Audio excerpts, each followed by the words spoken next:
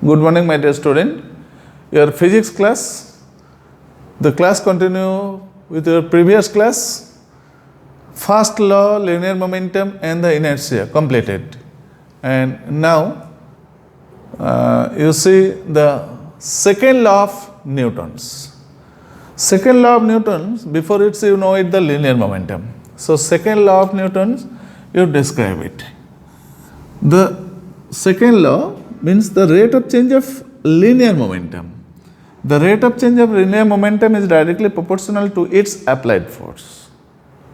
Which type of force? The unbalanced force. Okay? And the direction of the force and the motion are in same direction. Okay. So, my dear student, you check it. Suppose an object of mass m with a velocity u and same object after a time t, the velocity v, at that time the uniform acceleration is a. Okay. Okay. So, initial momentum.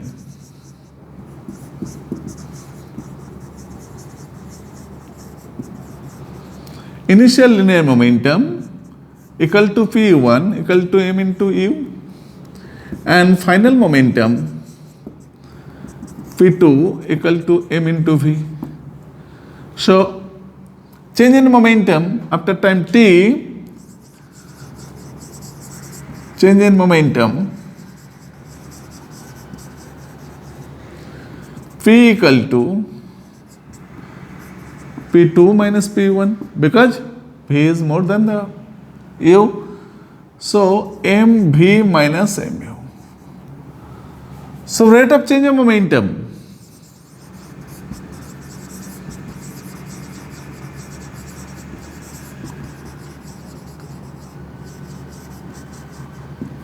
with respect to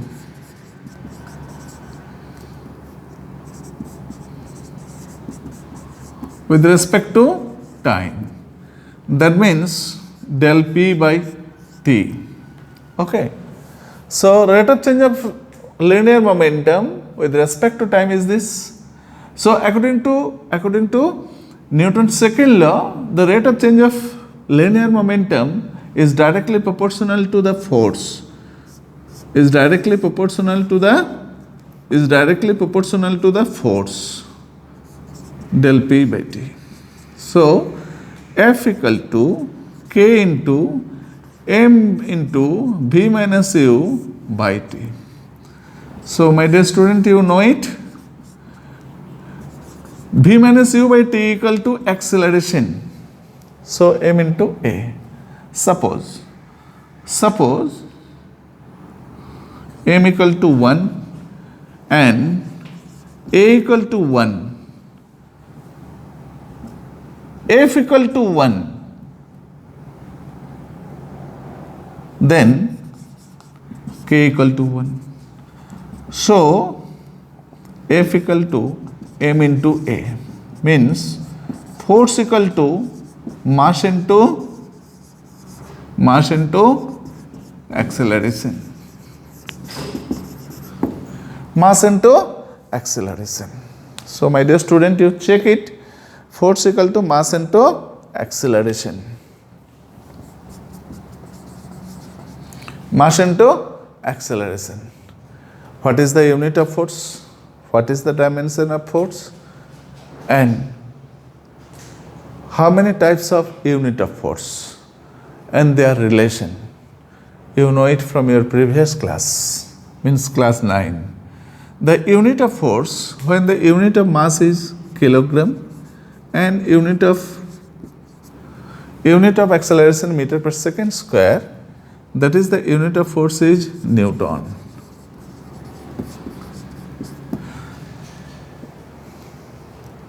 Okay. When the unit of mass is gram, unit of acceleration is centimeter second to the power minus 2, that time the unit of force is dyne. Okay. When you see The mass is pound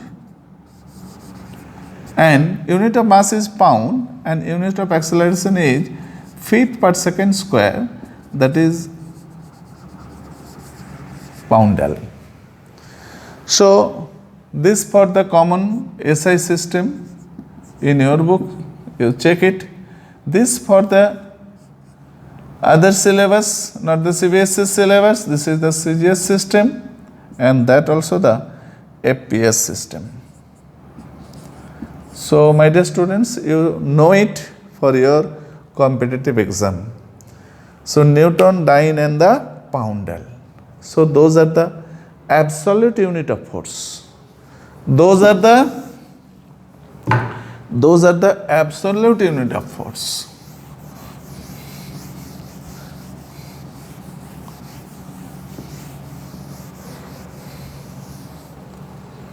Those are the absolute unit of force.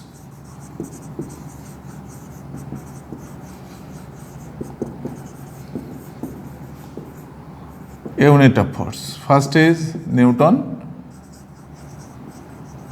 second is Dyne, third is poundal. Those are the absolute unit of force. But you also know it, the gravitational unit of force.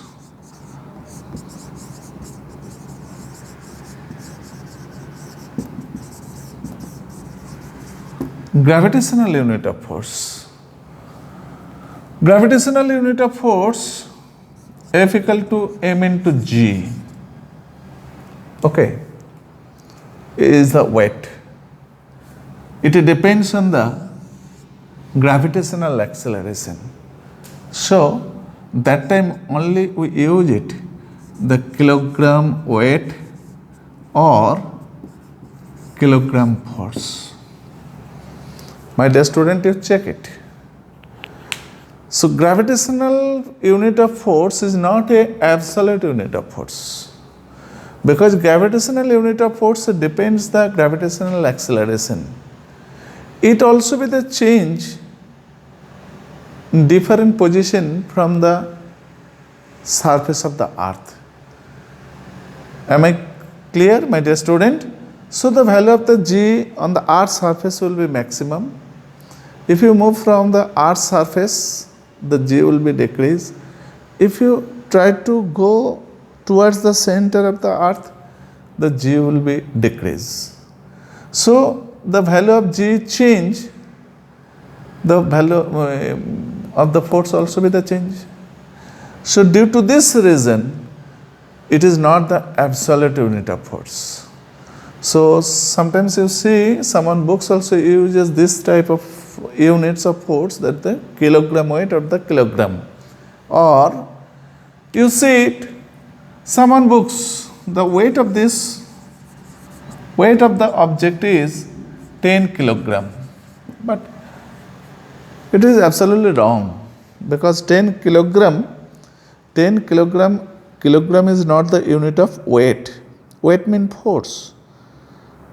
Colloquially we use it, it is the unit of weight, but it is the unit of mass, not the weight. So colloquially we use it, but actually that value is 10 kilogram force or 10 kilogram weight. That value will be 10 into 9.8 value of g, that Newton. So 98 Newton. So my dear student, that value will be more and a large value. So when you are on the surface of it, we avoid the value of g, because the value of g is constant here. So we denote the unit of force with the letter kilogram force or kilogram weight. So this is the gravitational unit of force, that is the absolute unit of force. So what is the relation between them? 1 kilogram force equal to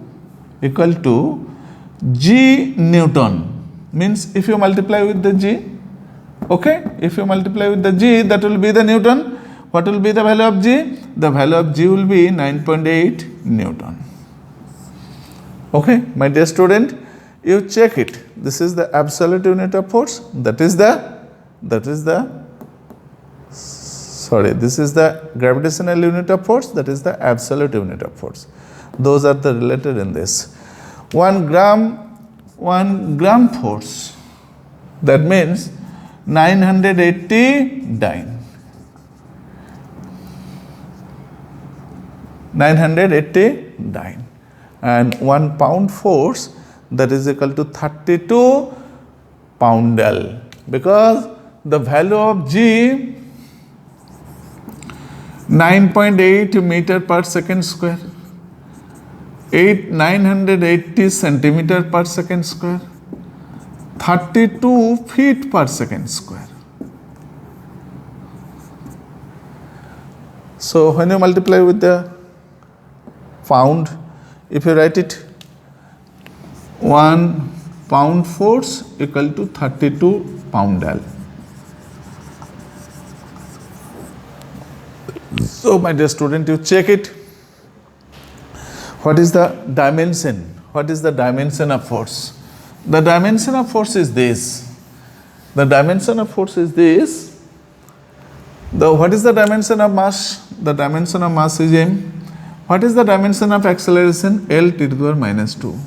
So dimension of force is m L t to the power minus 2. This is the dimension, and those are the unit and the relation between the gravitational and the absolute unit of force.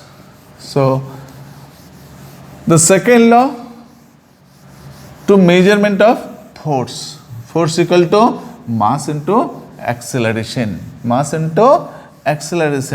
That means second law describe the measurement of force, and third law, it is the effect of force, means work done.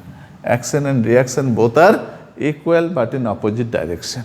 That means it explain the work done. That means the effect of force. If you apply the force on their table also apply the force on you, means exerted force on you. That means both are equal but in opposite direction. But one condition is there, when those are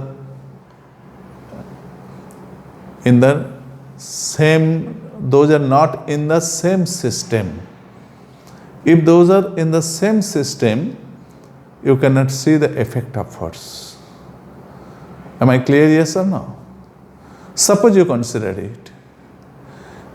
You are sitting on a chair and your leg also on the chair. Means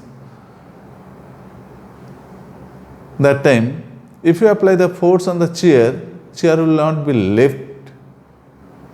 You can not success. When your legs are on the surface of it, ground, that time you apply the force, easily you can lift the chair. Again, great example, you know it. You are in the passenger, means you are in the bus, just like a passenger. Suddenly bus stopped, means breakdown. Okay, so you see it, you try to apply the force on the chair, means on the seat, but bus cannot move it. When you come down from the bus and you apply the force on the bus with respect to the ground, that time the bus will be moved. Means action and reaction, when those are in the same system, you cannot feel it, the effect of force. But action and reaction, when those are in different system, you can only feel it, the effect of force. So next day you can discuss the conservation of linear momentum and prove the conservation of linear momentum from the Newton's third law. Okay, my dear student, up to this portion, thank you, my dear student.